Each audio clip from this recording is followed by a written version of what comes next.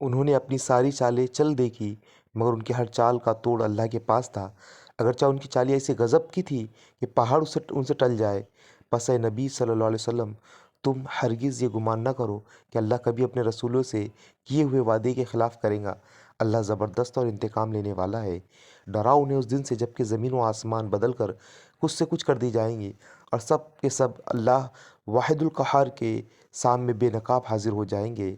उस रोज़ तुम मुजरिमों को देखोगे कि जंजीरों में हाथ पांव जकड़े होंगे, तारकोल के लिबास पहने हुए होंगे, आग के शोले के चेहरे पर छाए छाए जा रहे होंगे।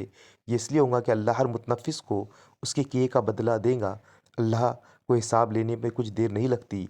ये एक पैगाम है सब इंसानों के लिए, और ये भेजा गया इसलिए कि उन लोगों को इसके ज़रिए से ख़बरदार कर दिया जाए और वो जान ले कि हकीकत में खुदा बस एक ही है। जो अक्ल रखते हैं वो होश में आ जाए।